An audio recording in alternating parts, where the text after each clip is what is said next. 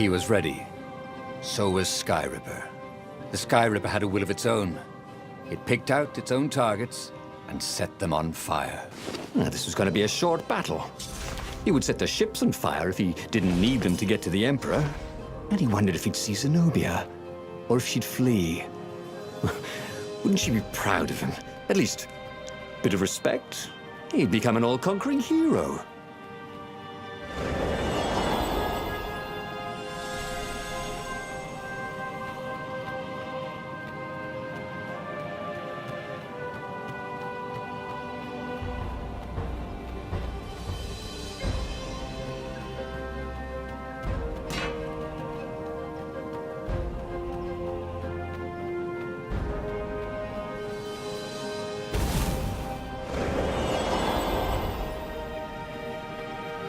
He wasn't that good.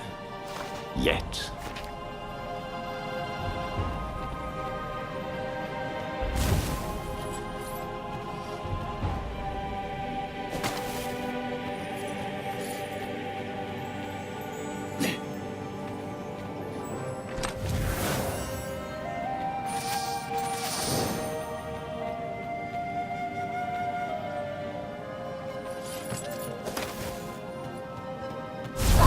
Long live the Emperor! Called the Ravens.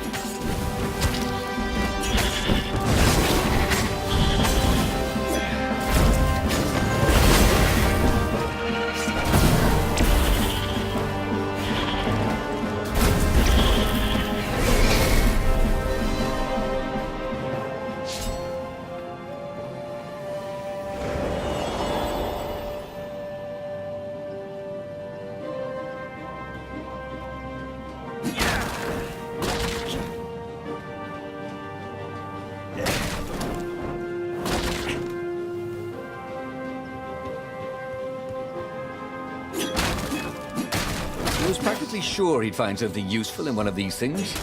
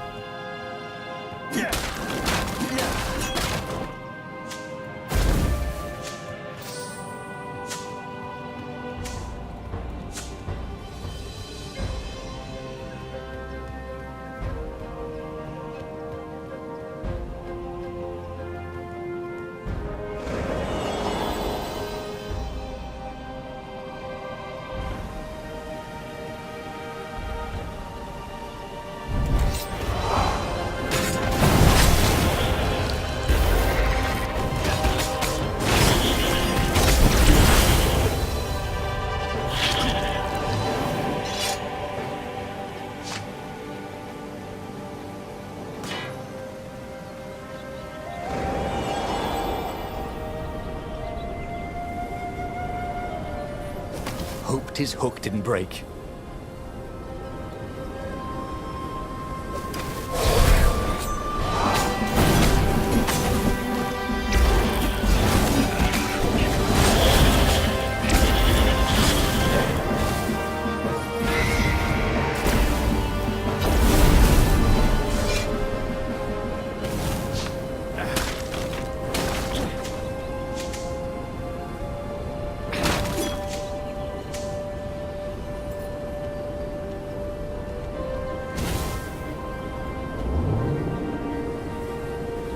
There was an inscription on the platform. Balaleka lessons, with an address.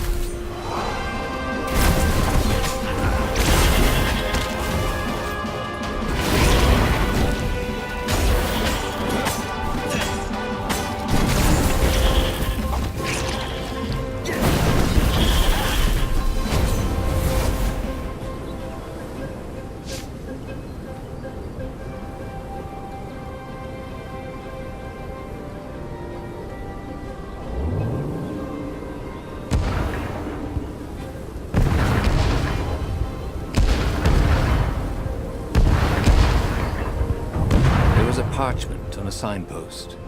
It was from her. Every time you fire, you risk the destruction of the universe. That's insane. We surrender. A trick? Maybe she really believed it. He could hear horns blaring the retreat. Maybe it was true. Maybe they had one.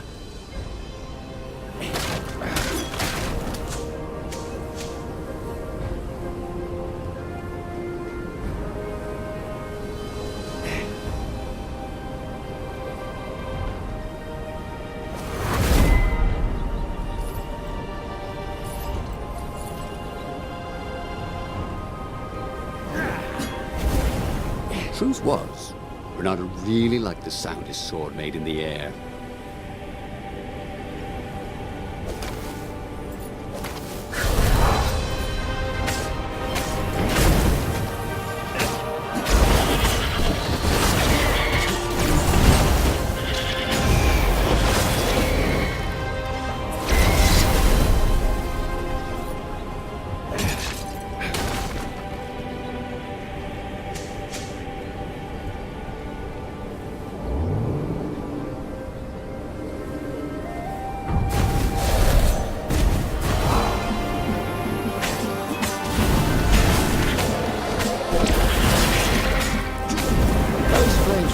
Out your eyes.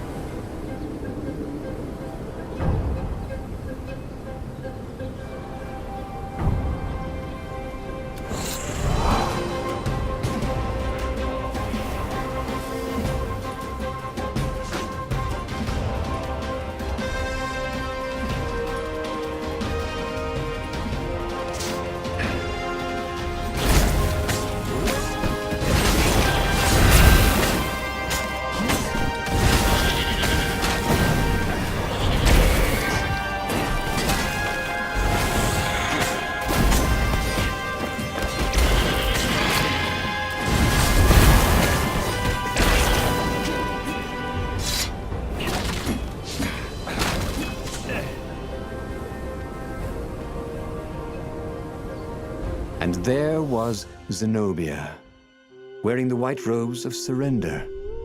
She came and kneeled before him. Why didn't you listen to me? I was trying to save you too. You're the enemy, he said. I was never your enemy, Renato. Then she spoke a terrible word and made a gesture with her hand. She stopped moving, covered in frost, and he wondered why she'd frozen herself. Then the Sky Ripper froze, and then, for a moment, he felt very cold and discovered that he couldn't move. The next thing he knew, the sun was a giant, monstrously red. It took up half the sky, and he was in a parched red desert. And then he was on fire. Renato stared at the book. He was still alive. Again. And still only flying away from burning Ubar. Had he lived that adventure? Or only dreamt it? Had he really died? It felt so real, not like a dream at all. And he'd lost again. Oh, he hated that. But he had made different choices. And he'd lost in a different way. It was the book, wasn't it? Oracles showed you your destiny. But this was showing him different ways he could die miserably. Thanks a bunch, book, he thought. But these were destinies that he did not have to fulfill. But he'd learned, another true thing. Zenobia still had feelings for him.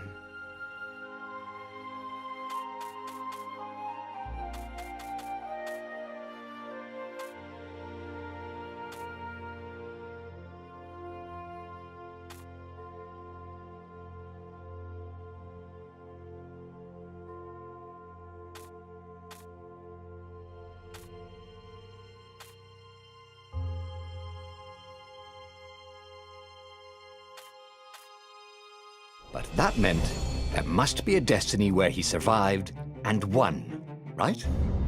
Otherwise, what was the point? And with that, the book's pages fluttered back once more to the beginning, and the clouds parted over the Isles of Boreas. It was time to choose. The rebellion was in trouble. Ravens were scouting for the secret rebel base. They needed a game changer. Pieces of the Sky Ripper had surfaced, or so a scholar in the mountains had told him. Surely the weapon that banished the lost gods could defeat the Emperor. Also, a temple had risen out of empty desert. The Emperor had brought the Sky Ripper pieces up out of ancient burial by his obscene rituals. Could this be where the Iblis stone was hidden? Someone better get it before he does, thought Renato. And also, his old friend Lupino needed rescuing. Of course, Renato had a pretty strong suspicion that Lupino had betrayed the rebellion. But could Renato really leave an old friend to the Ravens? The island was windswept desert. No one went there except ostriches and ostrich hunters. The Iblis stone. It sounded ominous. It sounded powerful. If the Emperor was searching for it, it must be dangerous. And so, Bernardo went ostrich hunting.